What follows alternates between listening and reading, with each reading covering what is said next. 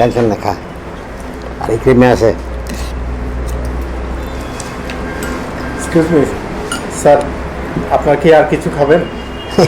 না না, আর খেতাম না। তাহলে কাইন্ডলি আপনারা একটু জায়গাটা ছেড়ে দিন, আমাদের এখন লাঞ্চ আওয়ার, অনেক কাস্টমার আসবে।